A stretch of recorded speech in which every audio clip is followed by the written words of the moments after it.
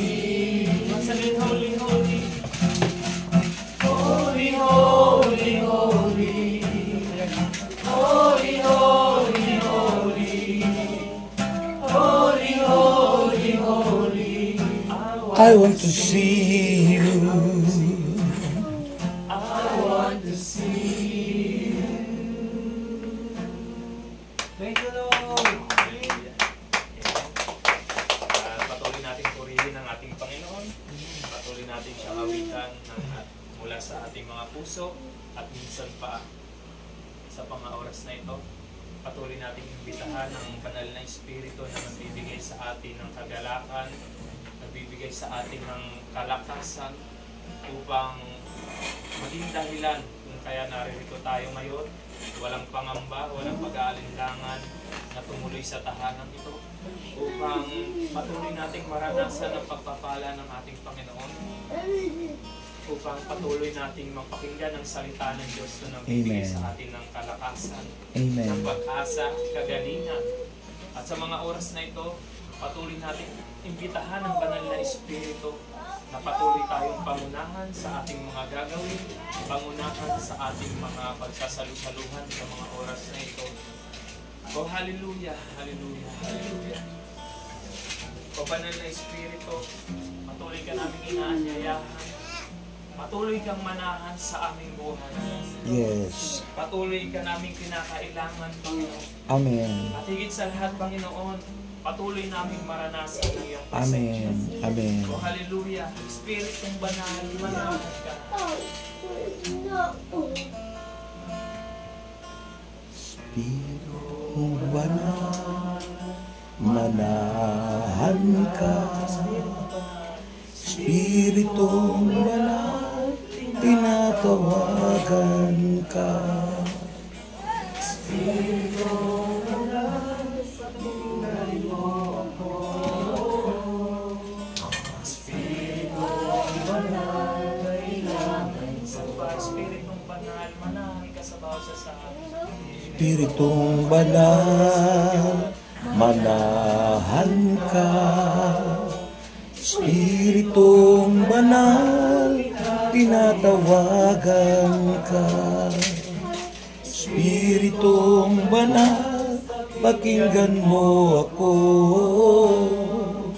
Espiritong banal, Kailangan ko. Patuloy kang pumilos, Panginoon. Pumilos ka sa buhay kong ito. Walang magagawa kung walang ang presensya mo. Espiritong banal, tingnan sa muko.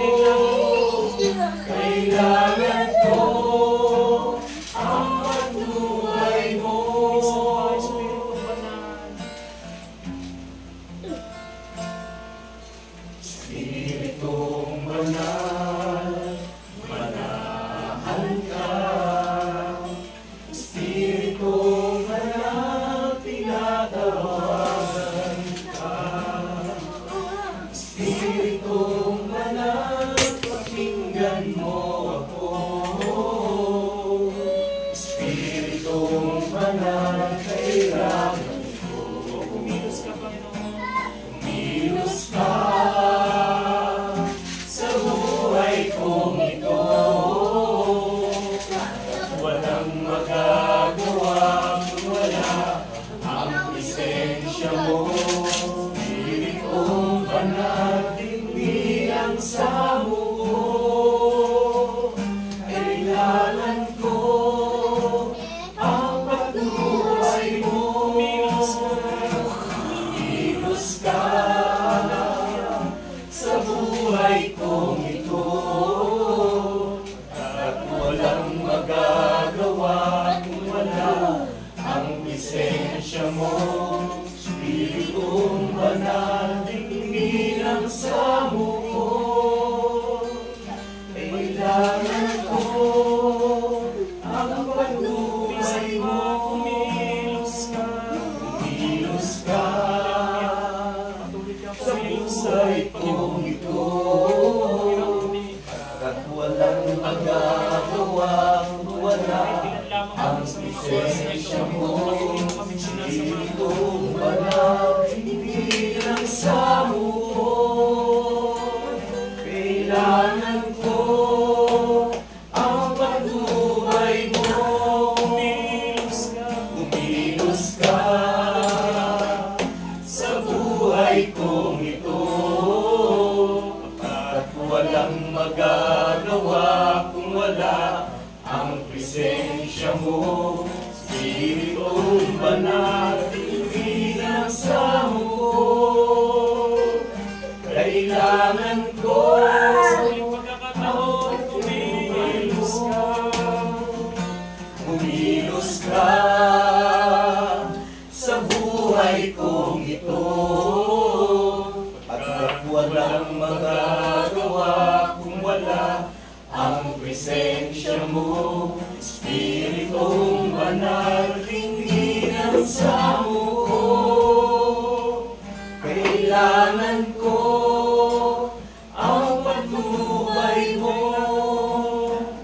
Kailangan ko ang pagtubay mo. Kailangan ko ang pagtubay mo.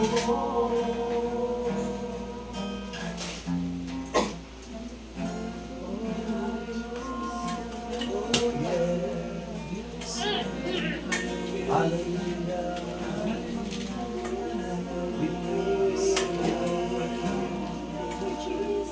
We glorify you.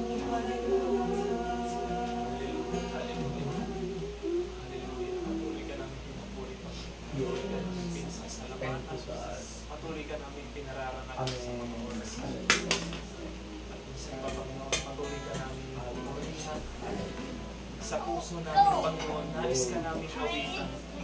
Ang mga uhaw namin kaluluwa, Panginoon, ay patuloy kang hinahanap. Patuloy na inaasam na ikay marakas. Kaya naman, Panginoon, patuloy kaming lalapit sa iyo, Panginoon. Hanggang sa muli ka naming maranasan, Panginoon.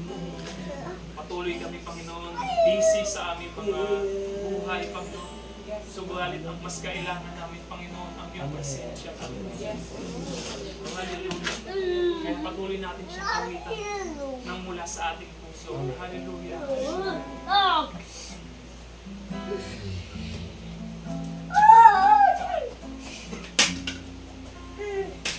Sa puso ko, nais kong awitan ka.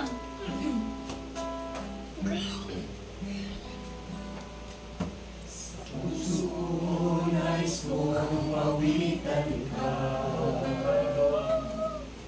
ikaw kong kaluluwa ay sambahin ka, upang aking maranasan ang ngalan ng iyong presensya. Nais ko sa iyo ay sumamba. Puso ko'y nais kong mawitan ka, uhaw kong kaluluwa ay sambahin ka, upang aking maranasan ang kabanalan ng iyong presensya. Nais ko sa iyo ay sumamba. Hanap-hanap ka ng uhaw na puso ko. Hanap-hanap ka ng tigang na buhay ko. Hanggat sa araw-araw ay maranasan ko ang presensya mo, ang kabanalan mo, ang siyang hinahanap-hanap ko. Sa puso namin, Panginoon. Sa puso ko'y nais kong awitan ka, uhaw kong kaluluwa ay sambahin ka, upang aking maranasan ang kabanalan ng iyong presensya. Nais ko sa iyo ay sumamba.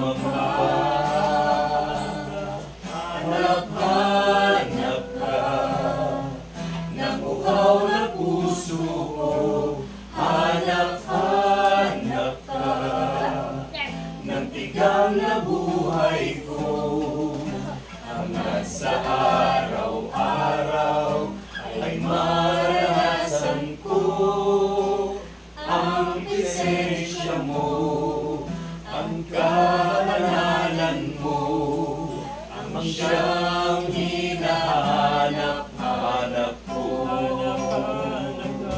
Hanap-hanap ka, nakuhaw na puso ko. Hanap-hanap ka, ng tigang na buhay ko, hanggat sa araw-araw ay maranasan ko ang presensya mo, ang kabanalan mo, ang siyang hinahanap-hanap ko. Hanap-hanap ka, nakuhaw na puso ko. Hanap-hanap ka, natigang na buhay ko, hanggang sa araw-araw ay maranasan ko ang presensya mo, ang kabanalan mo, ang siyang hinahanap-hanap ko. Ang presensya mo, ang kabanalan mo, ang siyang hinahanap-hanap ko. Ang siyang hinahanap-hanap ko. Ang siyang hinahanap-hanap ko.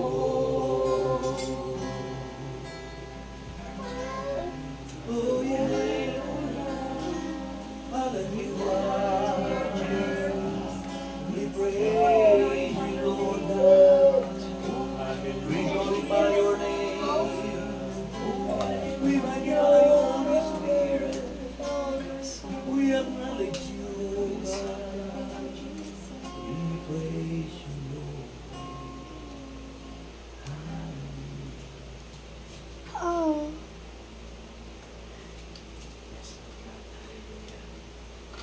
Panginoon, maraming salamat sa iyong presensya, Panginoon, sa iyong banal na magsama sa bawat isa sa amin, Panginoon, sa patuloy na pag-iingat sa amin, Panginoon. Wala pa lamang kayo ng umaga sa pagbibigay sa amin ng panibagong buhay. At ngayon, Panginoon, panibagong pagkakataon na muli namin mapakinggan ang iyong salita, Panginoon.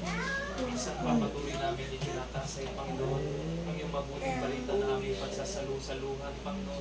Bigyan mo po, Panginoon, ng karunungan ng bawat isa. Bigyan mo po ng kaalaman ng bawat isa, Panginoon. Nang sa gayon, Panginoon, sa aming pagsasalu-saluhan, Panginoon, patuloy naming maranasan, patuloy naming maunawaan, Panginoon, ang nais mo sa aming buhay, Panginoon. Ang nais naming maunawaan ng mga mensahe mo, Panginoon. Ang nais naming matutunan sa aming buhay, Panginoon, ng pagsunod sa iyo, Panginoon, ang pag-aalay ng buhay para sa iyo, Panginoon. Kaya minsan pa, Panginoon, patuloy mong bigyan ng karunungan ng bawat isa, Panginoon, sapagkat patuloy kaming umaamin, Panginoon, na wala kaming magagawa, Panginoon, kung hindi mo kami sasamahan. Kulang ang aming mga kaalaman, Panginoon, kung hindi mo kami sasamahan. Kaya naman, Panginoon, ngayon pa lamang patuloy namin inaangkin, Panginoon, ang iyong pagsama, Panginoon. Patuloy namin inaangkin, Panginoon, ang pagpapala na patuloy mong ibubuhos sa tahanang ito, Panginoon, na tumanggap ng iyong mabuting balita, Panginoon. At ang bawat isa na tumugon sa iyong panawagan, Panginoon, ay patuloy mong ibubuhos ang kapayapaan, Panginoon, ang kapahingahan, at lalo higit, Panginoon, ang kagalingan sa bawat isa. Ito po, Panginoon, ang aming samot dalangin sa pangalan ni Jesus, kasama na yung banal na Espiritu. Ito po ang aming dalangin sa ngalan ng Ama, ng Anak, Espiritu Santo. Amen. Amen.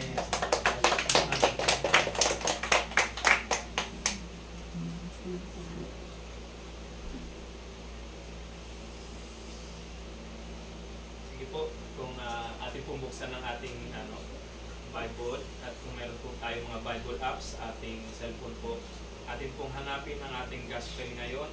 At hanguin po ito natin sa sulat ni San Lucas chapter 9 verse 23 to 27 po.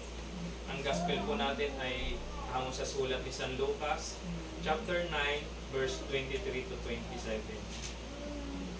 Nakita niyo na po ba? At ito po ang nakasaad.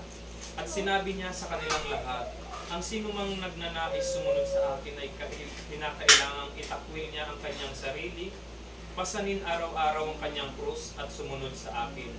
Ang naghahangad ng maligtas ng kanyang buhay ay mawawalan nito.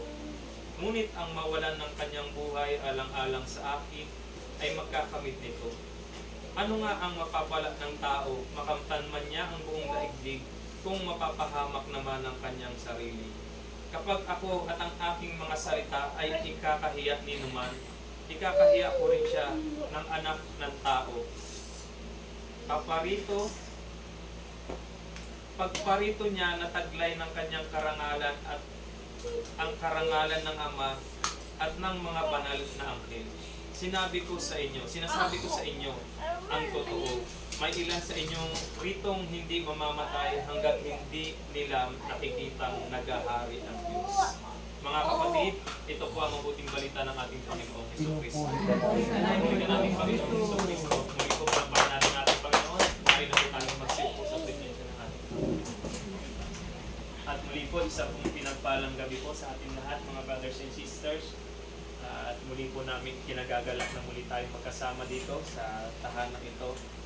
Especially meron tayong special na panauhin. Amen po, nagaling pa sa Pilipinas. At isang napakalaking privilege yun po na makasama natin siya sa oras na ito. Dahil alam natin na sa darating na Lunes ay babalik na po siya sa Pilipinas. So, ating maranasan ang higit sa lahat yung may matutunan pa tayo, lalo higit dito sa mabuting balita at mas may madadagdagan pa ang ating kaalaman. Amen po. At natin po bang naunawaan ang gospel natin ngayon na binasa? So, ang ating pong ngayon ay tungkol sa pagsunod sa ating Panginoon, di ba po? Sabi nga dito, ang sino mang nagnanais sumunod sa akin ay kinakailangan itakwil niya ang kanyang sarili, pasanin araw-araw ang kanyang krus at sumunod sa akin. Amen po. So, sino dito yung walang pinapasang krus araw-araw? Di ba? Hindi literal na krus, di ba po? Subalit yung krus na yun na tinutukoy, yun yung mga pagsubok, mga trials, at kuminsan nakakalungkot, aminin man natin or hindi, kuminsan ang nagiging krus natin yung pamilya natin, di ba? Yung minsan, lalo higit yung krus natin yung sarili natin. Na kung minsan halos, hindi na natin kayang pasanin yung krus na yan, di ba? At halos umayaw na tayo. Subalit sa kabutihan ni Lord, narito tayo ngayon, pasan-pasan yung krus at patuloy na papasanin dahil ito yung nais ng Diyos sa atin na magpatuloy tayo sa pagsunod sa Kanya. Amen po. Simulan natin ito ng pagbabahagi ng bawat isa tungkol sa gospel na ating basa, naunawaan at napakinggan. Amen po. Sige po. Maaari na pong magsimula yung nais pong manguna.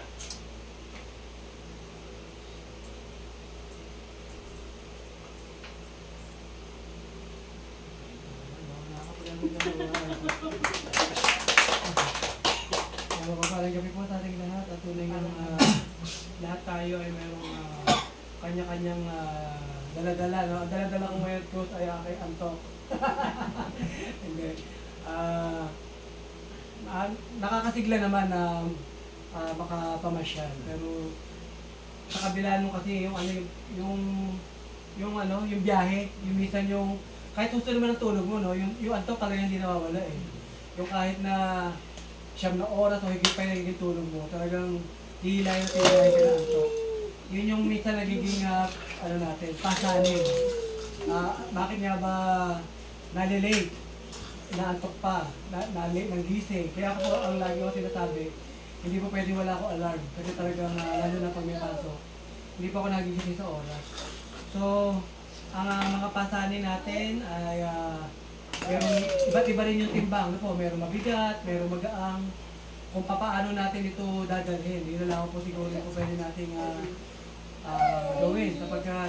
Kung tayo patuloy na nakapakinig sa salita natin, Panginoon, hindi natin na ma-realize na yung palang mga cross na dumating sa atin o nagkakaroon ng kabigatan sa atin, hindi naman pala ganun kabigat. Ano po, nagiging mabigat lang dahil hindi natin isinasama ang Panginoon doon sa ating mga dumating sa atin ng mga problema, mga suliranin, kumbaga parang sinasarili natin, di ba? Kaya nga meron tayong tinatawag ng mga kaibigan di ba? Para meron tayong napagsasabihan. So, piliin din naman natin yung ating mga kaibigan. Ano po, hindi mo sinasabi lahat, pwede natin maging kaibigan kasi may mga kaibigan na nagmamarites lang. Ano po, yan yung sasabihin natin. Kumbaga, sinabi mo lang yung isa, pero 10 naman yung inano niya, pinento sa kapwa natin, di ba? So, yung piliin din po natin ating mga kaibigan. Pero, maging Panginoon naman, itinuring po tayong kaibigan di mo ba? Kaya sa patuloy nating paglalakbay sa mundo ito, nawawag maging kabigatan sa atin yung paglilingkod, yung ating mga ministry kinabibilangan, katulad na pagkwento natin ni Brother Jim nakaraan na huwag maging kabigatan yung ating mga ginagawa. Di po ba gawin natin ito ng may kagalakan, lalo na tayo mga volunteer workers. So po, kahit sinasabi natin tayo ay aming mga trabaho sarili-sarili, may mga kanya-kanyang buhay na araw-araw ay ating nilalakbay. Ano po, iba pa rin yung meron tayong spiritual journey na tinatawag di po ba? Kapag meron tayong spiritual journey, gumagaang kung ano man yung mga kabigatan ng physical na maaaring dumating sa atin. Sabi nga di ba may nabasa sa social media na kung yung cross mo na hindi mo kaya, baka naman kailangan mo ng katuwang. Na hindi kailangan mo sarilinin yung cross. Kailangan mo si Kristo para maging katuwang na papasa ng cross kung may kabigatan mo. Ulit po natin dyan sa mga.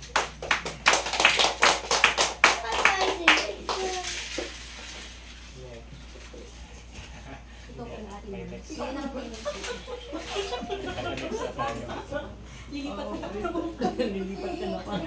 Doon ka ulit sa dulo. Kaya natutok tayo ng Bible share.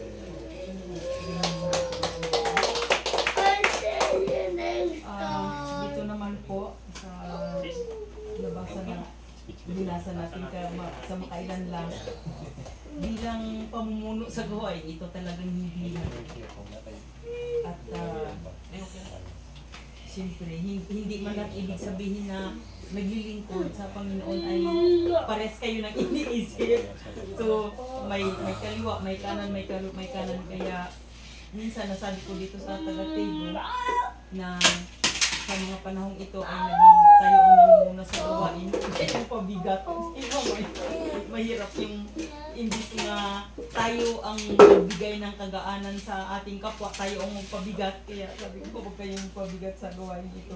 Sana kayo magtulong-tulungan. So sa aking naranasan, nasabi ko sa aking sarili na sabi ko, Panginoon, hindi ko kaya mamumuno dahil wala man akong kaalaman. Subalit, naalaala ko yung mga sabi niya na pinipili niya yung mga mangmang, yung walang kaalaman para ay kanyang tuturuan. Kaya doon ako kumukuha ng lakas. Kaya maraming salamat sa Panginoon sa patuloy niyang bigay ng kalakasan. At kung hindi ako mula pa sa Pilipinas ay naging active ako doon nung doon pa ako sa Pilipinas, lalo na sa mga sharing ni Brother Mike, pati mismo sa sarili niya. So doon ako humuhugot ng mga kalakasan din sa akin. Yun ang nagbibigay ng kalakasan sa akin. Kasi nga kung wala nga si Kristo sa iyong puso, talagang mabigat at hindi mo pwedeng suluhin yung problema dahil pakitibo ka hindi oras. Sabi ko, Lord, ayoko nang matay ng maaga pa. Kaya tulungan mo kita habang ako'y malakas pa. At lalo na sa paglilingkod dito sa gawain ito, patuloy mo akong tulungan, gabayan, bigyan ng mga kapangyarihan para siya ay maparangalan man lamang for the rest of my life. Darating ang matuwa man ang Panginoon sa akin na hindi ko alam na ang pagpunta ko dito sa Korea ay may purpose pala, hindi lang pag-asawa ng Koreano, may purpose pala. Kaya napakabuti ng Diyos sa aking buhay. At isa pang napakinig kay Brother Mike, nga buksan mo yung bintana, pagbukas mo, pagkagising mo, buksan mo yung bintana, at kung anong sasabihin mo, banggitin mo at yan magkakatotoo. Talagang it was proven many times sa aking buhay. Kaya minsan kapag ako ay yung magtutok sa Pusan, Miriam, dito sa Tego, palagi kong sinasama yung mga sharing din ni Brother Mike kasi nagbibigay ng kalakasan. Kaya lalo na ngayon, maraming salamat Brother sa hindi pa iwasan nga ako mapaluha. Dahil halo yung aking kagalakan Brother X na nandito kayo. At maalalayan kami, masabihan ko na noon, ang dapat pa nga gagawin sa aming paglilingkod. Kaya pinagkalog niya ako sa kabila ng yung oras ba na yung very thick na yung schedule. Subalit nandito po kayo. Kaya si Ishaday ang nagbigay talaga ng ng mga paraan nga kayo po ay makarating dito. So yun ang walang hanggang papurita sa salamat kaya rin Ishaday nga.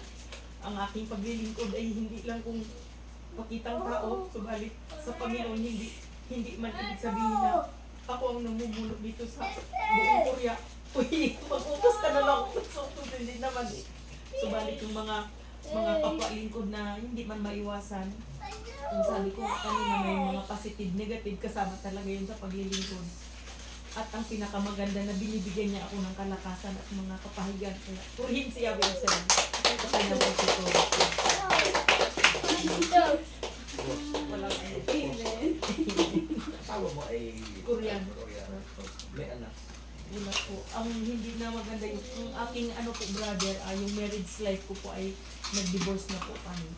Opo. Nagsama po kami ng 9 years. Year 2000 po ako dumating, tas nag-divorce kami ng 2009. Opo. Kasi may ibang babae siya dinala niya sa bahay namin. Nagulat ako kung bakit may ang very cute na sapatos doon.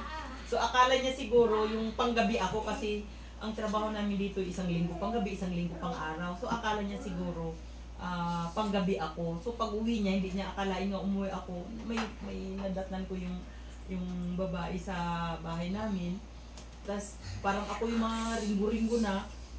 May kaibigan kami nga abogado. Tapos nilapit ko sa kanya, humingi ako ng legal advice.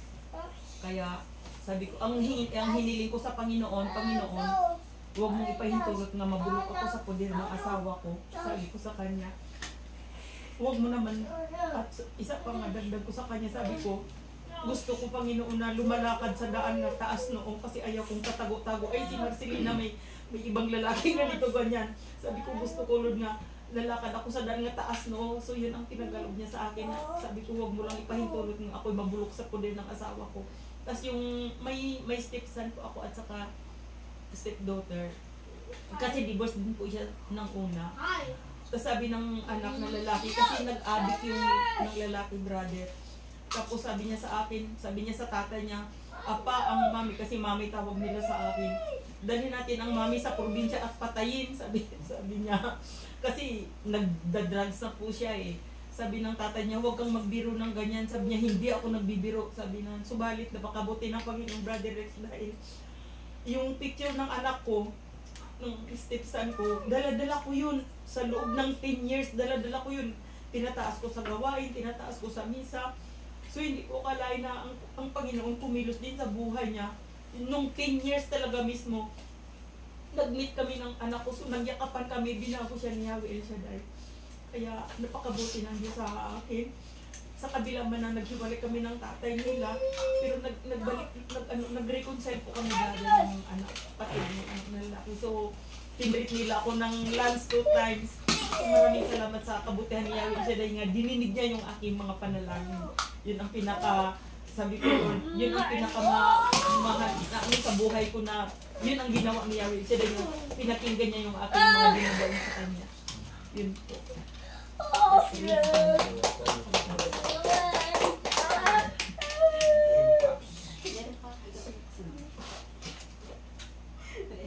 Prayin po natin siya. Siguro naman po lahat tayo may mga kasanin talaga sa buhay. And hindi ko naman po alam po ng lahat na ako at ang aking asawa ay meron din mga problema. But still, lagi ko pong ipinagdalo sa Diyos na nawa ay maging maayos. Sa mga oras na ito, siguro masasabi ko burden talaga siya sa akin. Kasi matagal na din kami nag-uusap at kahit subukan ko siyang kausapin or i-chat, hindi naman po siya nag-reply or hindi rin siya nag-seen sa mga messages ko. Kaya sabi ko, Lord, kung ano lang yung kalooban niya para sa akin. At talaga naman pong mabuti sa akin siya rin kasi lahat naman po ng aking mga hinihiling sa kanya, ipinagkakaloob naman po talaga niya. Lalo sa aking mga magulang at sa anak ko. Kaya talagang blessed na blessed po ang buhay ko kahit na may mga bagay na hindi po talaga may iwasan na mangyari. Lalo dito malayo dahil nasa ibang bansa, may mga trials talaga na mangyayari. Pero siguro, just na lang na nakakaalam kung ano po yung plano niya para sa akin at sa amin po ng aking asawa. Kasi, syempre, hindi ko naman po hawak ang isipan niya. Hindi ko rin alam po anong nangyayari sa kanya kasi hindi rin siya nakikipag-usap. So, sabi ko na lang po, ay Lord, na talagang tulungan niya ako sa mga pagkakataon ito kasi hindi ko po talaga alam kung ano yung mangyayari or yung nangyayari sa kanya ngayon. Yung anak ko, nakakausap ko, pero siya, hindi ko talaga siya nakakausap.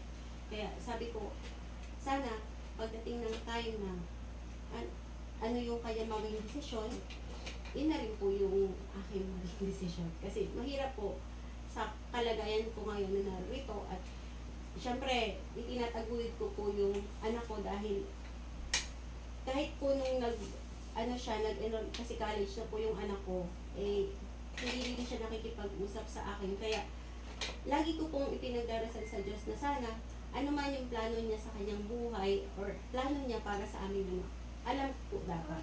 Kasi syempre, narito ako at malayo, dapat nag-uusap pa rin po kami para sa aming anak. So, yung burden ko po na yun, sabi nga po dito ay, ang sinamang nagnanais sumunod sa akin ay kinakailangan itakwil ang kanyang sarili at pasanin ng post araw-araw. Siguro yun po yung pinaka-post ko sa araw-araw kung nare-request sa South Korea. At syempre, ipinagpapatuloy ko po yung aking paglilingkod kasi ito po yung bibigay sa akin ng kalakasan na magpatuloy sa buhay. Kasi hindi ko na tinitingnan ano man yung mga bagay na nararanasan ko dahil siguro nakikita ko po na talagang ang Diyos naman ay bibigay sa akin ng lakas.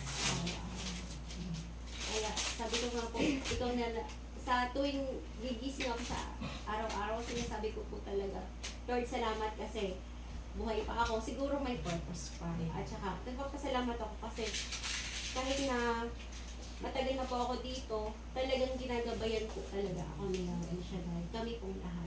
At yun po ang pinagpapasalamat ko. Yun lang. Ayan. Wala talaga, praise the Lord. Hallelujah. Talagang salamat po sa Panginoon sa pagkakataong ito na nakakasama po tayo, kasama po ang elder disciples. So, salamat brothers. Narito po kayo sa aming tahanan. So, talagang napaka-bless din para talaga sa akin kasi alam ko yung banal na Espiritu Santo, siya po ang nagtakda po sa panahon ito. No, you smoke. Yung about po sa yung Hey, you sa gospel po smoke. kayo. Beach Yung time. sabi nga, mahirap talaga pag ang cross na ating dinadala ay yung mahal sa buhay natin or lalo na po kasama natin, araw-araw kasama po natin. Ang husband ko po, ang trabaho po niya po kasi yung nandito po siya, Filipino po, nagda-drive po siya, tapos balikbayan box, yun po yung parang naging trabaho na po niya. Pero dati po kami po ay yung factory worker po. Then wala na pong visa, so kahit ano lang gustong trabaho po, so yun na po. So napasok po siya sa ganong trabaho. So ngayon po, at saka nung anniversary, meron po siyang trabaho. Ngayon nasa busan po siya, may sinusundo po na ano yung tao kasi siya po nag-ano ng service, nag-service po siya sa sakyan.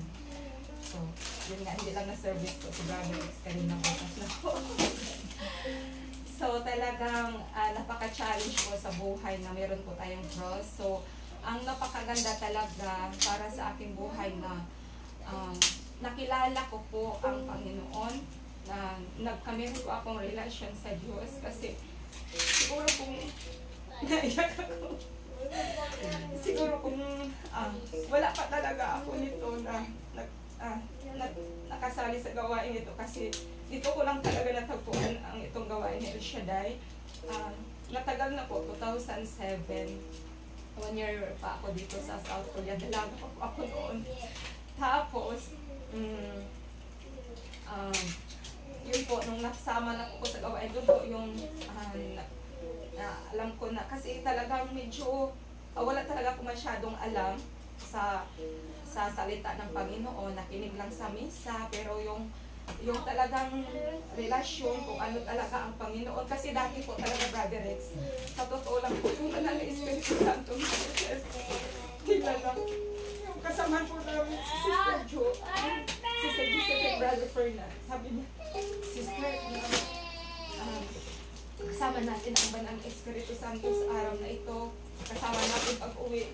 Sabi ko, ano talaga yung banal na Espiritu Santo? Parang, ano siya kay Jesus, sa ating Panginoon? Parang, ano talaga ako ba? Ngayon, yung nalaman ko na talaga siya, sabi ko, salamat sa Panginoon. Saka, yung pakikirelasyon ko at saka salita ng Diyos, malaking tulong sa akin kasi katulad po sa buhay ko ngayon, sabihin na lang natin na parang may, yung cross ko din yung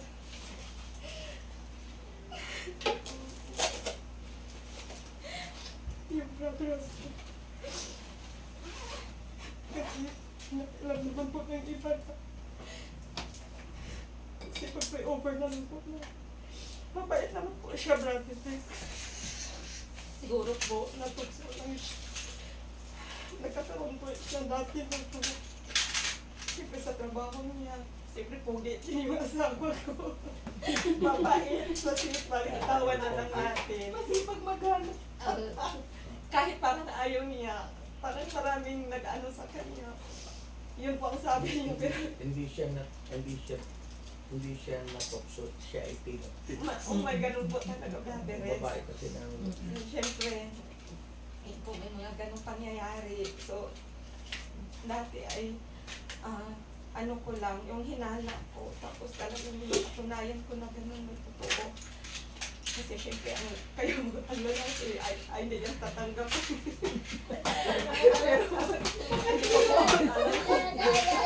Pero pag ano na talaga yung may ebidensya ka.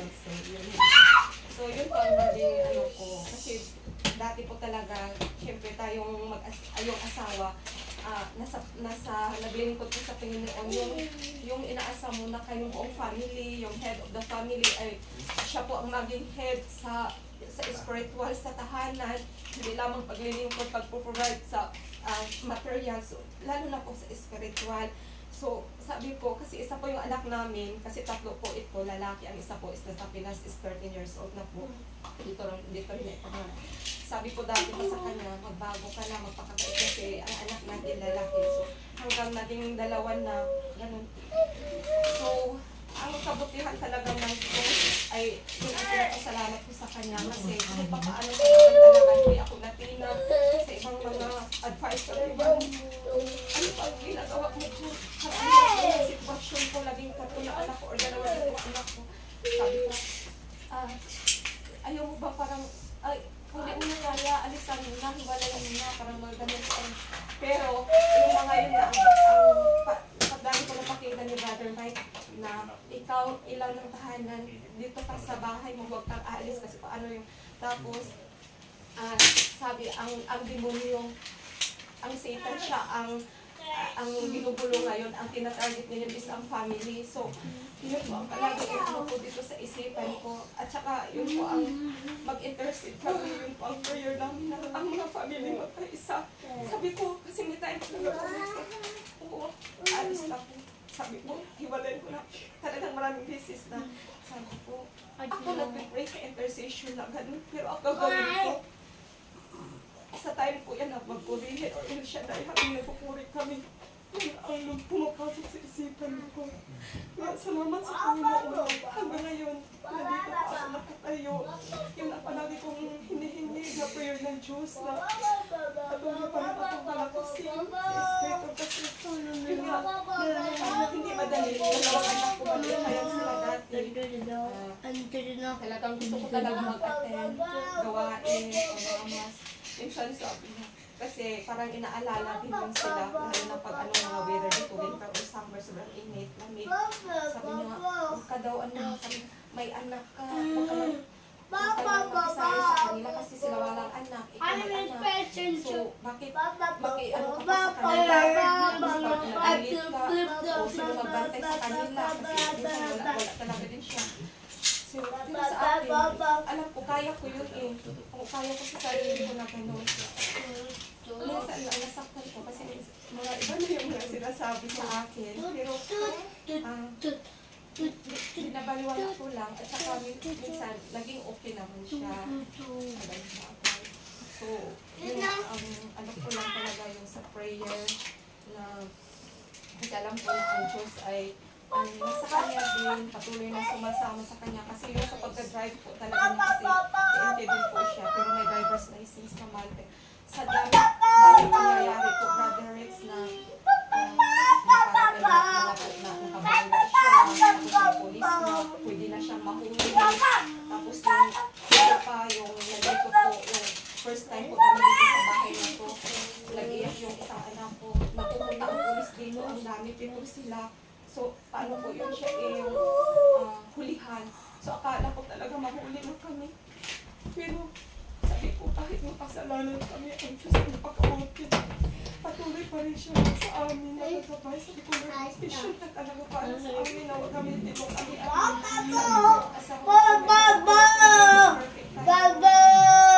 kasama ko siya, magmabago siya. Makasama ko siya sa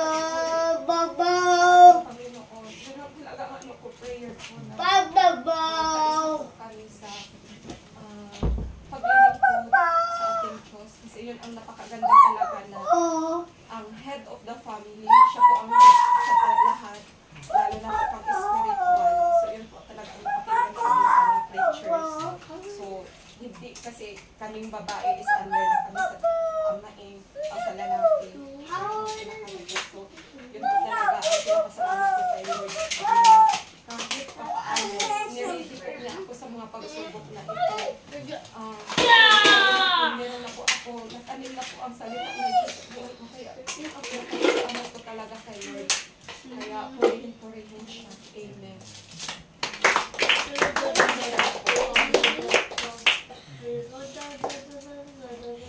Meron pa daw po. Bro. Sige po, naman sa lahat. Magpapasalamat ako sa Panginoon sa nakakita ako ng ano. Kahit wala pang sahod, hindi dumating yung sahod. Nakapagpapasalamat ako sa business. Kasi alam naman natin katapusan. Marami kuryente, tubig, wifi, mga allowance. Kaya napapansin natin pagdating ng katapusan, hindi na ganyan yung mukha. Hindi na ganyan. Ganyan naman lang. Ganyan. Kaya walang gawin ko, kailangan na talaga ng budget. Napaaga yung padala ko, kaya ayun, masaya sila, masaya na rin ako. Dami ko, ganito na talaga yata yung OFW, kumbaga, sandalan ka na ng pangangailangan ng pamilya mo kasi may mga kapatid tayo na kailangan ng tulong. Wala man silang malapitan. Kasi pinag-pray natin, di ba, na yung ibang tao na nangangailangan ng tulong. Sana maabot sila ng Panginoon. So, kailangan yung Panginoon, kailangan siyang gumamit ng tao upang yung tao yun matulungan. So, nag-pray tayo, kaya ginamit na tayo ng Panginoon. Ikaw na lang, meron ka mga kakayanan na tumulong. Ikaw na lang. Thank you, Lord, kasi kahit na walang trabaho, may pera pa din, gano'n. Ano pa din, blessings talaga. Saka sa gospel natin, ang sabi kasi dito, tingnan mo, pagdihan ng sarili at sumunod sa akin, di ba? Sabi dito, so, sabi naman ni Brother Jimar, yung cross na pasanin natin, so, yung cross na ibig para sa akin, yung pasanin ko, yung sarili ko, kasi alam naman natin lahat, meron ako iniindang sakit, may may fever, gaya ng last week. Napansin ko sa sarili ko nung nagbubuhat ako, sumakit yung dito, yung sugat ko, tsaka andun ako sa pinakahuli, matagtag yung bus. Sobrang sakit ng dibdib ko, kaya nag-suggest ako kay Sis Marina, magkatabi na lang tayo kasi sobrang sakit ang sugat ko. Kaya naisip ko, pagalitan na naman ako ng doktor ito, ba't nagkaganito yung sugat ko?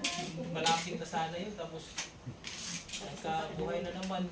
Tapos iniisip ko, kakanta pa ako ng mga joyful, pero ano pa ako tawag ito?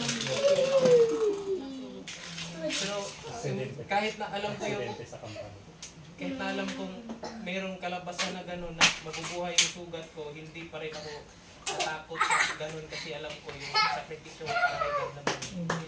Yun yung ano ko, yun yung sinasabi ko, kaya ano, yung sinasabi ko na pagalitan naman ng doktor, sakto nga sinabi ng doktor, anong nangyari dito? Trabaho ka ba? Nag-exercise ka ba? Hindi po, hindi ko na lang, kaya yung mga share post na mga kapatid natin na ano, dinilit ko agad sa Facebook ko kasi yung anak ng amo ko, friend ko, baka makita niya nung Sunday na umalis ako, kaya pero kahit ganun pa man, yung mga may iniinda pa rin ang sakit hanggang ngayon. Hindi na ako natatakot kasi yung tiwala ko kay Lord, sa kanya pa rin palagi. Di ba kasi iisipin ko pa yun palagi yung hinihingi ko kasi kay Lord na makapagtrabaho na ako, pero hindi maging okay na yung lahat, pero hindi pa okay kung iisipin ko palagi. Tapos baka magbago yung isip ko, baka meron na namang maka-influensya, mawala ako sa gawain. Yun yung nakakatakot. Kasi wala kasi tayong magagawa kung hindi wala tayo sa Panginoon. Kaya kanina rin, sabi ko napasok sa sarili ko na huwag na lang kaya sharing. Kasi baka magpawisan ka naman, yung sugat mo, nakahapti na naman. Sabi ko, harapin mo yan kasi pinili mong maglingkod. Sabi nga ni Lord na pinili mo yung akibat na magsugod sa buhay. At saka, kung ano rin naman gagawin mo sa bahay, matutulog ka. Maganda na rin dito kasi nakakapakinig ka ng salita ng Diyos. Natututo ka. Saka hindi mo kasi sa lahat kasi yung mga ugali na ugali na bago ba. Makikinig ka ng salita ng Diyos. Saka nagpapasalamat ako sa Diyos kasi yung mga pangangailangan talaga ng pamilya ko na provide ko kahit kahit walang trabaho, yung sahod 70%, pero napoprovide ko yung pangangailangan ng pamilya ko, nakatulong ako sa mga kapatid ko, sa pamilya ko. Kaya nakakalala yung pamilya ko, sabi nila na okay ka lang ba dyan? Kasi ano ba, kumbaga wala akong trabaho pero napoprovide ko yung pangangailangan nila. Yun palang panalo na ako eh. Ano ko yung papasalamat din ako sa Panginoon kasi alam ko yung anak ko sakitin ko ba. Palagi nagkakasakit. Pero nung huling hospital niya, binigyan siya ng doktor ng vitamins na sobrang mahal. Pero baka ito rin maganda sa sarili. Pero sobrang the best kasi yung anak ko tumaba.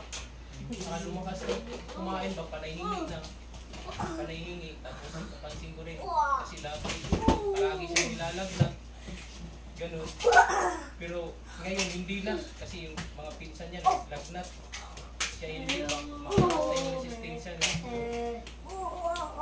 Minsan sa problema natin sa buhay, gagaya ng pag-hospital ng anak ko, hindi lang yun, meron kang matutunan doon, merong good side na malalaman mo doon. Kasi hospital nga yung anak ko. Pero narisitahan siya ng doktor ng vitamins na maganda sa sarili niya, kahit mahal. Pero yung resistensya ng anak ko naman, gumanda. Kaya minsan mga kapatid, sa mga problema natin sa buhay, wag na lang nating pipipin. Hanapin natin yung good side doon kasi hindi yan ibibigay ng Diyos kung kung hindi mo yan panalo ba. Sa thank you Lord sa dahil dito marami tayong Saka marami tayong natutunan sa evento ng lunas.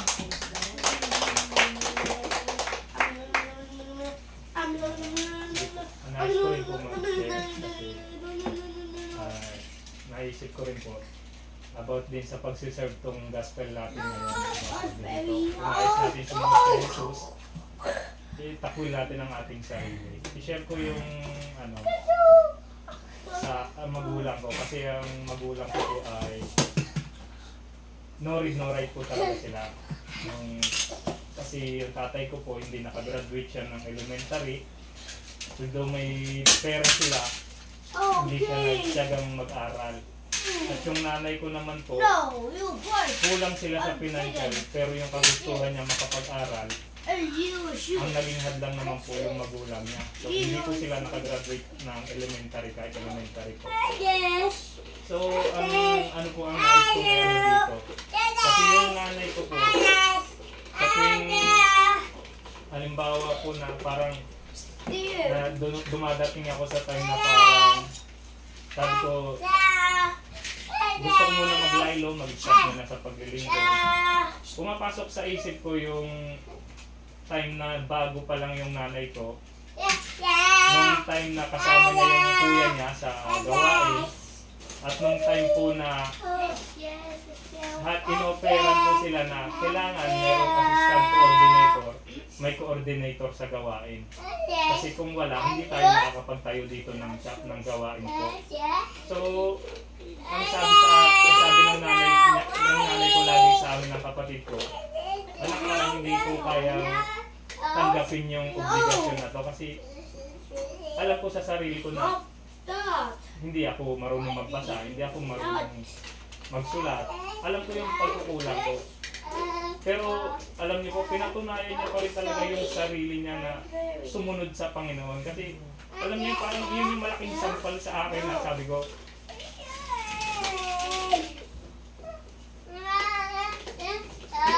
yung nanay ko, kulang yung kaalaman, pero yung gusto niya makasunod sa Panginoon.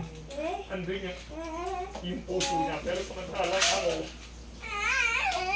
sa atin, alam natin yung kakayanan natin, nakapag-aral tayo, pero hindi natin magawa yung nais, yung kalooban talaga ng Diyos para sa Kanya. Minsan, naisip ko po yung gano'n na, kaya kung minsan talaga, yung pinakamahirap sa atin, yung sarili natin at sumunod sa Panginoon. Kasi kapag itinakwil natin, yung nais nating gawin ng lumang buhay natin, hindi na natin magagawa kapag sumunod tayo kay Kristo. Yun yung mahirap bitawan. Kaya minsan dumadating ako sa point na gano'n na parang ang hirap bitawan, subalit pinapakita lagi sa akin yung nanay ko na kulang yung karunungan, kulang yung kaalaman, pero hindi nagiging hadlang para sumunod sa Panginoon. Pagkos yung willingness niya na sumunod sa Panginoon, yun yung nagbibigay sa akin niya ng katatagan para magpatuloy. Na samantalang sa akin, andun yung sapat yung kaalaman na binibigay ni Lord, pero nagkakaroon tayo ng doubt, nagkakaroon ng pangamba na baka hindi mo kaya yan, hindi mo kayang maanuhan yung obligasyon mo. Kaya minsan sabi ko, Lord, kung ano yung talaga yung plano sa akin, bigyan ako ng yung mas yung matinding pa po para makasunod sa kalooban niya. Kasi so sa sarili ko talaga, hindi ko talaga kaya eh. Alam mo po yun, bawat isa po sa atin nararanasan yung gano'n eh. Yung ang hirap sumunod kahit na alam mo naman na bibigyan ka ni Lord ng bibigyan ka ng kakayanan eh. Yun, subalit yung pag-submit lang ng atin ng sarili, yun yung nagiging hadlang. Kaya salamat sa Diyos kasi may mga pagkakataon na ganito na nakikita ko sa mga kasama ko kung paano sila nagsisikap, na kung saan nakikita ko sa sarili ko na kaya ko rin gawin yun, pero hinahayaan ko yung sarili ko na mag-relax kahit na alam natin yung may maitutulong pa tayo. Kaya salamat sa Diyos kasi patuloy tayong pinaalalahanan. Patuloy na nagpapaalala niya sa atin. Kaya tuloy natin ang ating Panginoon.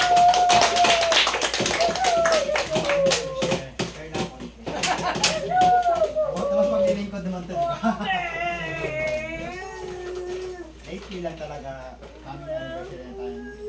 Ako talaga ay disappointed. Sabihin ko sa inyo, kung pag susunod man lang ang sabihin natin, submit yourself to God. Hindi nyo alam kung ano pong sakripisyo yung ginawa ko para sa coming anniversary namin. So, sasabihin ko sa inyo, every Saturday meron po akong pasok. So, tinatabla ko lagi dahil po sa ating pag-iisayo. Hindi ko po pinagmamalaki yun na kahit anumang sasahawin ko dyan, malaki o maliit. Inaalay ko yun, tinatabi ko yun para kay Lord. Pero nung isang araw na tinabla nyo ako, talagang super disappointed po talaga ako sa inyo. Kasi po, kung totoo po talaga tayong lingkod, submit yourself to God. Huwag natin lahat sa sarili. Diba? Kasi coming anniversary yun. Hindi po ako ano sa inyo, hindi po ako galit sa inyo. Galit na po ako sa nag-udyok sa inyo o na-influensyahan kayo ng masamang bulong, di ba? Kasi nauna nyo yun eh. Di ba? So sa akin nun, talagang sinabi ko talaga sa sarili ko, I stop. Iwanan ko lahat, sabi ko. O talaga kasi sobrang galit ko eh. May pasok ako sa araw na yan, pinapagalitan ako ng Koreano, bakit ikaw lang hindi pumapasok? Ako lang lagi umaayaw, bakit ikaw lang hindi pumapasok lagi-lagi? Kasi nga, iniisip ko pagpapasok ako, paano na yung pag-iinsayo sa sayaw, sa preparation, sa lahat, paano na? Eh, wala akong katulong eh. Wala akong katulong, sabi ko. Kaya kailangan ko din yung mga kapatiran, kumbaga suporta ba, para din ganun. So ako nga, talagang sinabi ko sa sarili ko na bibitawan ko lahat, ayaw ako. So ginawa ko, umuwi ako, nagnilay ako, nagsimba ako sa church. Tapos siyempre ang blessed lang ako doon kasi yung sis wife ko is link ko din sa Panginoon. So sa galit ko, naibuhos ko sa kanya, nagtalo kami, pero siya kalmado, lagi niya akong pinapakalma, huwag ganyan. Huwag kang magpadaig sa ng bulong ng kalaban, sa galit mo lang, ganyan. So, yun nga, dumating yung araw na talagang sinabi ko na na-realize ko din na hindi tama kasi nga malapit na talaga anniversary. Sabi ko, hindi tama kasi walang kumbaga napakaliit lang na sense kung ganun ba, kung aanuhin ko talaga. Napakalaking bagay kung mawala ka sa paggawain, mapalayo ka sa gawain. So, yun nga, ang tulad ng gospel today, isubmit natin sarili sa Panginoon. Unahin natin ang Panginoon. Wag nating sagasaan ang kung ano man ang mayroon tayong activity para sa Panginoon. Wag nating sagasaan yung mga kapatid. Unahin natin ang para sa gawain sa Panginoon. Yun lang po ang may share ko for every service.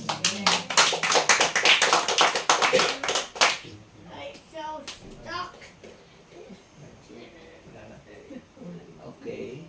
Magandang gabi sa inyong lahat. Napaganda ng gospel natin. Actually, yung gospel po natin ay kung paano ang Panginoon ay tumawag ng 12. Kung saan yung historical background. Then after that, nang tumawag ang Panginoon ng 12, sinugo sila ng 12. Then after that, nung sila bumalik, ay tuwang-tuwa sila sapagkat yung mga demonyo ay sumusunod sa kanila. Yung papalayas. Then nagkaroon dito sila, nagpapakain sila. Ang daming mga, kung saan yung successful silang yung nangyari sa pagkakatawag. Pero may dumarating din sa kanila sa 12 na hindi nila nakakalimutan yung sarili kaya pumasok dito yun eh. Diba? Naalala nyo si Jesus, in-rebuke niya si Saint Peter, diba? No? Na sinasabi, iniisip mo, hindi sa Diyos yan. Hindi sa tao, sa demonyo yun. No? At marami pang iba yung nagtalo-talo sila. Marami silang mga pangyayari na naobserbahan ng Panginoon. Kaya nung si Kristo yung nagtulong sa kanila, ito na yung sinabi niya. Sabi niya, then he said to them all, si Jesus na pinakausap nila ay yung mga tinawag ng mga alagad after na sila ay nag-report doon sa kanilang pagkakahayo. Sabi ng Panginoon, whoever wants to be my disciple, sino kanyang nagnanais na maging alagad ko, must deny themselves. Kalimutan yung kanilang sarili, to take up the cross daily kung ano, pasanin ang kanyang krus araw-araw. Hindi lang minsan araw-araw, daily. And follow me, sumunod sa akin. Tapos sabi niya, for whoever wants to save their life will lose it. Kung sinong nais magligtas sa kanyang buhay, ay mawawalan nito. But whoever loses their life for me will save it. Sino man anyang mag-aalay ng kanyang buhay alang-alang sa akin ay magkakit nun. Tapos sabi niya, what good is it for someone to gain the whole world and yet lose or forfeit their very self? Ano anya ang mapapala ng tao? Makamtan man niya ang buong daigdig kung ang katumbas naman nito ay ang kanyang sarili. And whoever is ashamed of me and my word, the Son of Man will be ashamed of them when he come in his glory and in the glory of the Father and of the holy angels. Sino man anyang yung bang hindi magpahalaga sa salita ng Diyos at mismo sa anak ng Diyos ay ikahihiya niya sa pagbabalik niya dito sa lupa. Tapos sabi niya, truly I tell you, some who are standing here will not taste death before they see the kingdom of God. Yeah. Yung po yung gospel natin na ating pinag-iminayan ngayon. So, ang keyword talaga rito ay yung pagsunod. Yung pagsunod sa Panginoon. Bilang ang kausap niya ay yung mga alagad na kanyang tinawag, ini-expect ni God na talagang magiging obedient sila sa ating Panginoon. Pero minsan ay hindi nila nakakalimutan yung kanilang sarili. Ang tinutukoy na sarili, ang sabi rito ay, whoever wants to be my disciple, sinong nagnais na maging alagad ko? Disciple, it means a disciplined people of God, yung bang tao, mga tagasunod ni Kristo na disiplinado. A disciplined people of God.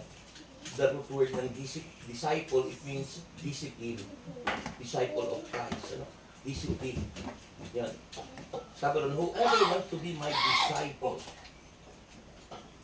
the disciplined people of God, may deny themselves.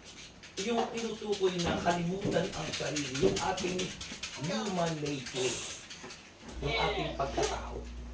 Kasi yun ang magiging dahilan para hindi natin maging priority si Lord. Sumunod para siya ni brother. Mahirap sumunod sa Panginoon, pero kung paiirali natin yung ating human nature, mahirap.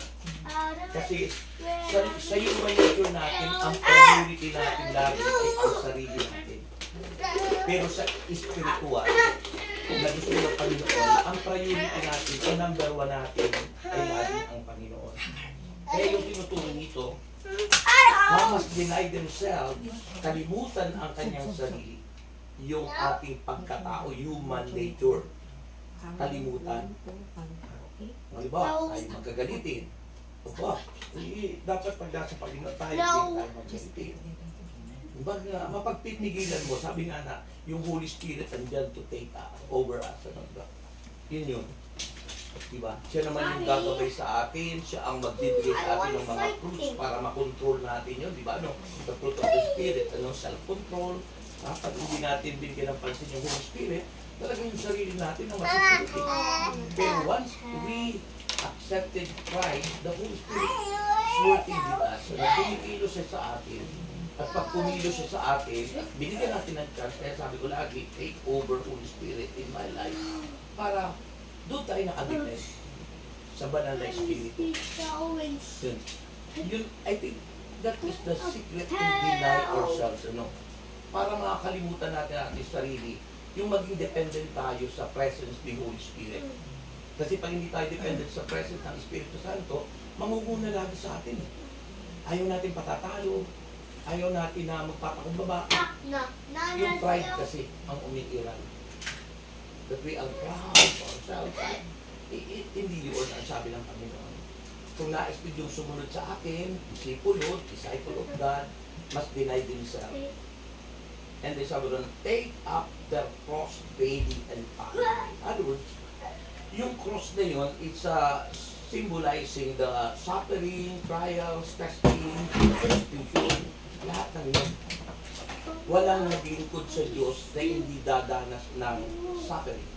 Ang paglilingkod ng Diyos laging nakaakibat ng suffering. Walang naglilingkod na walang suffering. Sa ating pagpunta sa pag-asawa, paano ba tayo nagkaroon ng asawa? Unang-una ay naliligaw. Pagkatapos ng ligaw, nagkaroon ng engagement ring. Diba? Nung ikidasal, nagkaroon ng wedding ring. Nung kasal damay ito na, supper ring. Nung kinasal damay, supper ring na. May supper ring, ano parang sila serious. May supper ring. Pero, don't forget that you are one. Kahit anong problema sa asawa, kahit na nakikita mo mayroon ka ng ebidensya, huwag ka doon focus. Focus in the Lord. Kasi, mahalaga yung ma-maintain natin yung ating family. Kasi yan ang gustong-gusto sirain ng diablo. So if you are true disciple of Christ, deny yourself. Kasi mo sarili mo, yung emotion mo, yung ating human nature na mag-react. Yun ang ibig sabihin ng Panginoon. Yung human nature natin. Huwag yun ang pairanin natin, huwag yun ang pangibabawi natin. Deny yourself, take up your cross. Ito natin sarili natin na sa paglilingkod sa Diyos, may suffering sila. Walang naglingkod na walang suffering. Pag hindi ka nagkaroon ng suffering, trials, testing in your life, sa paglilingkod sa Panginoon, hindi ka tunay na lingkod. Ang tunay na lingkod ng Diyos, yun yung sinabi ng Panginoon, take up your cross daily. And follow me. Sumunod ka sa akin. Kaya yung mga lingkod ng Diyos, talagang mayroong ano. Kaya, alam mo nang mayroong kang suffering, huwag ka doon pumokos kasi yun ang ikamabagsak mo. Fix your eyes to Jesus. And sabi ng Hebrews chapter 12 verse 2. Ituon nyo ang inyong paningin, that's our faith, to Christ Jesus. Sa kay Kristo tayo tumingin. Yan. Ibig sabihin ng tingin, hindi physical eye, kundi yung focus natin, yung faith natin ay nakatuon kay Kristo. So, deny yourself, take up your cross. And follow me. Sumunod ka sa akin. Saan ba tayo susunod? Sa sarili natin, susundin natin yung emotion natin, susundin natin yung lahat ng mga pride natin, susundin natin, hindi. Take up your cross and follow Jesus. Sabi roon, deny yourself. Kalimutan yung sarili. Pagkatapos sabi roon ay, whoever want to save their life will lose it. Kaya tayo minsan, ang pinaira natin yung sarili natin, yung pride natin, yung human nature natin, it's because akala natin yung magpagsisave sa atin. Akala natin kung paglalaban natin yung sarili natin, magiging successful tayo. Akala natin magiging tagumpay tayo. Pero hindi. Eh sabi dito ay, ang sino mang mag-ingat ng kanyang buhay, eh siyang mawawalan nito. Di ba? Usually sa atin, pag hindi natin priority si Kristo, ayan, mas uunahin ko yung iniingatan mo sarili mo, ay pag absent ako ngayon, baka wala kaming pambili ng ganito, pag ako nag-absent, baka wala pang gastos yung pamilya ko, pag ako nag-absent. So you want to save your life and your family by yourself. Diba? Hindi dapat. God will save us and God will save us. Tutulungan tayo ng Panginoon. Yun ang akala ng iba na kung bakit minsan ayaw nilang maglikod, ayaw nilang sumama sa ganitong gawain kasi akala nila mawawalan sila. Kasi yung kanilang patay, yung kanilang pamako, yung kanilang mawawalan sila ng one day na sweldo. Pero, alin ba ang mas mahalaga? Alin ba ang mas malaki na inuna mo yung sweldo mo o si Kristong magsusupply ng higit pa rin sa sweldo mo? Diba? Sabi ng Panginoon, seek ye first the kingdom of God, His righteousness, ay ang pangako, all these things shall be added. Lahat ibigay ng Panginoon. At ang masarap pa sa John 15:7, if you remain in me, kaya kanapit ka doon, if you want to remain in Christ Jesus. If you remain in me and my words remain in you, kung mananatili kayo sa akin at mananatili sa inyong salita, napusin natin. Sabi ng Panginoon, hingin nyo na ang inyong maibigan, ibigay sa inyo. inuna mo ay yung gusto mo, yung sarili mo, kasi hindi mo kinalimutan ng sarili mo, sinunod mo yung gusto mo, sinunod mo yung nais, yung priority mo sa buhay mo, because you want to save yourself, you want to save your family, you want to save, hindi ang inasahan natin sa ligtasan ng si Cristo, ay tayo ang mawawala nun. Isang click lang magkasakit ka, isang click lang pwede kang matanggal sa trabaho, isang click lang pwede masira ang pamilya mo. Pero pag si Cristo ang inuna mo, ano sabi ng Bible? He will protect us. Iingatan tayo ng Panginoon. Kaya yun po ang nakakagandaan. Huwag natin ilalagay sa sarili natin yung future na anak natin, yung mga pinabukasan natin. Dapat sa Diyos. So yun po yun. And what good is it, sabi ng Panginoon, kung sinabi niya, for whoever wants to save their life will lose it. But whoever loses their life for me will save it. Kakaroon ka ng kaligtasan. And what good, what good is it for someone to gain the whole world and yet lose or forfeit the very self? Yan, di ba, no? Ganito rin ako dati, nung nakatrabaho ako yun. Wala sa akin yung Diyos, diba? Wala sa atin. Kasi priority ng sarili natin. Gusto natin yung mga malagat, gusto natin kung ano-ano mga naisin natin, Pero hindi natin naalala yung mga promises ni God kasi wala tayong alam doon. So, sabi ng Panginoon, ay anong mapapala natin ng tao? Anong mapapala ng isang tao makamtan man niya ang buong daigdig? Bawa, isang tao napakasipag pero wala naman siyang time kay God. Ano mapapala niya? Kahit na maging bilyonaryo, alam mo makilala akong bilyonaryo sa Pilipinas na aksidente lang, hanggang ngayon, naka-bedridden. Walang magawa ang pera nila. Di ba? Kaya nga niya mapapala ng isang tao, makamtan man niya ang buong daigdig. Kung yung kaluluwa mo naman sa pagbabalik ni Kristo, hindi ka kasama at hindi ka kabilang yung susunduin niya. Nakakalungkot yun naman. Yung enjoyment, yung sweldo mo, dito lang yung sa lupa. Pero yung ating nininiti para tayo lumapit sa Diyos para sa ating permanent residence, and that is heaven. Di ba? Temporal lang naman tayo dito. Kaya naman mapapala ng tao sa ito. Makaptan man niya ang buong daigdig. Kung ang katumbas naman ito ang kanyang buhay, ang kanyang kaluluwa sa impyerno. Diba? Tingnan mo po, yung sa Bible, si Lazaro at yung mayaman. Isang mahirap si Lazaro na kasama niya doon sa bahay, namumulot ng lumong nalalaglag sa hapag ng mayaman. Inaagawan pa ng aso si Lazaro. Tapos yung mayaman, di ba lang nabibigay doon sa sa mayaman, doon sa mahirap. Ang inaabangan lang yung nalalaglag doon sa hapag. Ay namatay silang pala. Si Lazaro na ay napunta sa Hades. Wala pa kasi hindi pa yung identified ng heaven. Pero yun na yung Kuya Heaven. Kasi hindi pa nang dumarating ang Panginoon ng yung muli pang kabuhay. Sana punta yung mayaman, di ba? Sa impyerno. Nagdadasal yung mayaman kay Amang Abraham, pumaari po, pabalikin niyo sila ang saro. Dami kong kapatid, dami kong mahal sa buhay, na naghihirap ako dito sa lugar na ito. At pumaari sabihin ni Lazaro sa mga kapatid ko na ganito kahirap dito. Ano sabi ni Abraham? Sabi nun, kung hindi nga nila pinaniwalaan ang mga sinulat ni Moses at ang mga pinahayag ng mga propeta, may maniniwala pa kaya sa taong nagbalik? O sinutukoy si Kristo, yung mga tao ayaw maniwala sa Diyos, kay Kristong namatay na muling nabuhay, hindi nila mapaniwalaan. Sabi ng Panginoon, sabi ni Abraham doon kaya, ano nangyari doon sa mayaman, hindi po pwedeng magliligtas, mag-save sa atin ang mga kayamanan natin. Mga kayamanan natin, mga resulta ng ating pagpapalag na hanggang lupa lang yan. Kaya mahalaga sa buhay natin, number 1 natin si Lord. Kaya sinabi ko sa preaching ko nung days sa 7 days ang binigay ni Lord. 6 days ang buka niyang binigay sa atin para sa trabaho. one day for you. One day para kay God. Ano pa naman kaya ako? Diba? 100% binigyan tayo ng blessing.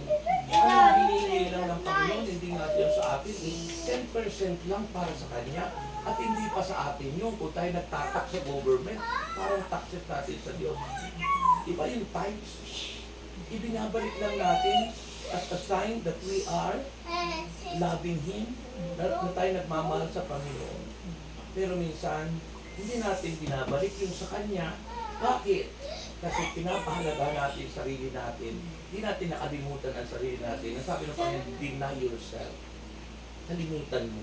Basta nakalimutan mo yung sarili mo, ibibigay natin yung mga hinihingi. Pag hindi natin na ibibigay yung mga hinihingi ni Lord, hindi natin nakalimutan ang sarili natin. Ganun po yun. Okay, so sabi ron, tapos yung magtatwa, ikahiya ang salita ng Diyos, ikahihiya rin ang Panginoon. Sabi ron, whoever is ashamed of me, kapag inahiya natin si Kristo at ang kanyang salita, the Son of Man will be ashamed of them when He comes. Ikahihiya tayo ng Panginoon sa kanyang pagbabalik. Yan.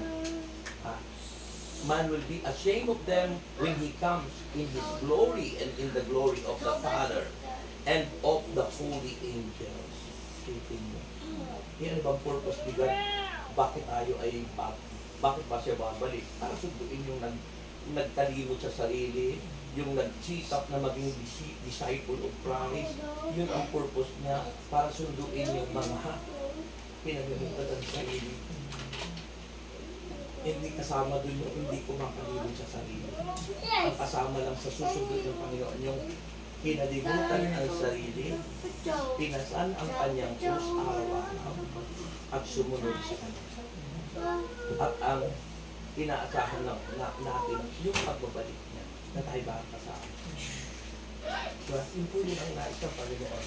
Tapos sabi ng Panginoon, truly I tell you, some who are standing here will not taste death before they see the kingdom of God. So, ang ganda pangako ng Panginoon. So, ano ang blessing ni God kung tayo po'y susunod, maging obedient, magiging dedicated, submissive to the Lord sa ating paglilingkod. Kasi naman yung tubo natin, yung response natin, yung gratitude natin sa ginawa ng Panginoon. Diba? Yung pagtanaw ng utang na loob natin sa Diyos na tayo kanyang iniligtas. Yung pagtanaw ng utang na loob natin na tayo ay pinaayos ang buhay. Diba? Yun ang paglilingkod sa Diyos. Diba? Eh kung hindi tayo maglingkod sa Panginoon, pagdating ng end of your life, the end of the day, anong mangyayari sa atin? Dito ba? Hindi naman natin hawak yung buhay natin, hawak ng Diyos ang buhay natin. At pwede tayong anytime ay kunin niya, bawiin niya yung ating hiram na buhay. Diba? Kaya, si Kristo yung buhay natin, di ba? John 14:6, I am the way, the truth, and the life. Si Kristo yung buhay natin. Eh kung hindi tayo sumunod sa mga sinasabi niya, ayaw natin sundin yung sinasabi niya, eh kung bawiin niya yun. Ano magagawa natin? Diba? If that is the owner, we are only a steward of God. Katiwala lang tayo. Eh ano klaseng katiwala? Good ba? Or bad steward? Diba? Dalawang klase natin sa Bible. Pag sinabing good steward, sabi ng Panginoon, come and makiisa ka sa ating kagala. Diba? Sabi ng Panginoon. Pero kung bad steward, hindi makapasok, sabi na, tinataboy ng Panginoon. Hindi kita nakikilala, sabi ng Panginoon. Mapagawa ng masama. Diba yung sabi ng Mateo 7:21? Dinahatan niya ng tumatawag sa akin, Panginoon, Panginoon. Ipapasok sa tabian lang. Kundi yaon lamang ang sinabi dito, sumusunod. Sabi dito, sino ang nais sumunod sa akin? Deny yourself, take up your cross, follow me. Sabi ng Panginoon, Yun lamang sumusunod sa nagsugot sa akin. Sabi na, hindi lahat ng tumatawag sa akin, Panginoon ay papasok sa kaharian ng langit, kundi yung lamang sumusunod sa kalooban ng Ama na nagsugot sa akin. Marami ay nasa huling araw sa gabi, Panginoon, aral po kami, palayas po kami, Panginoon, ng mga demonyo sa iyong pangalan. Pero sabi ng Panginoon, kailanman hindi ko kayo nakikilala, lumayo kayo sa akin, mga mapagawa ng masama. Sasabihin daw natin, Panginoon, ano po yung masamang mo? Ano po yung masamang ginawa ko? Sabi ng Panginoon, ito ang paninin pa, alam mo naman yun po. Di ba?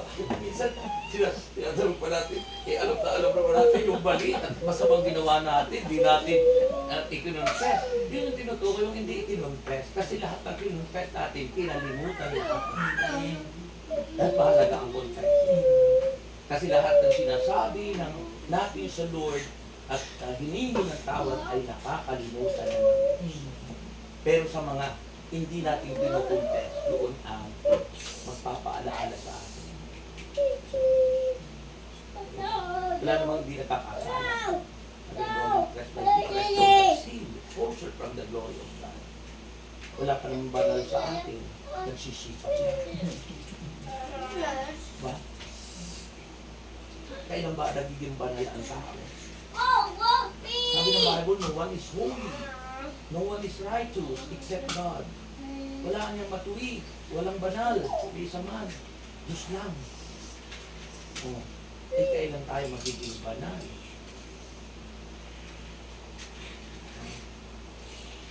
Kailan ba?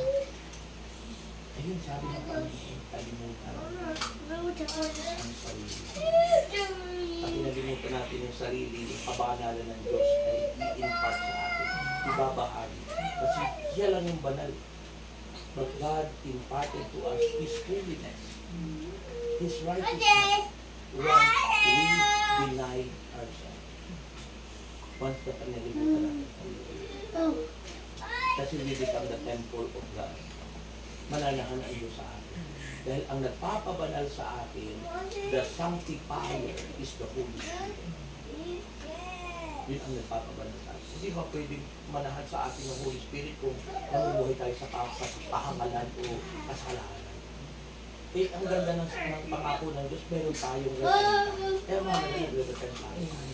Once we pray at night, bago tayo matulog, hindi natin tayo lahat ang nagawa natin sa pagkamali pagkakataon. Yung araw na yun at kung kulangan tayo sa isigang ang gawin. Parang hindi tayo ready at lagi namin. Kaso kung hindi tayo nagdarasal, hindi tayo nagmili ng tawad, hindi tayo nagsisisi, ay saan tayo? Sabihin mo natin, hindi naman ako nakakalo niya, hindi naman ako nakikiapin. Yung sabi ng Panginoon, yung tumingin ka lang ng mahalay sa iyong kapwa. Nakikiapin ka lang. Tumingin lang. Kung mag-isip ka lang na hindi maganda. Hindi mo nga ginawa, inisip mo naman, natasaan na tayo. Ayun ang sabi ng Panginoon. Kaya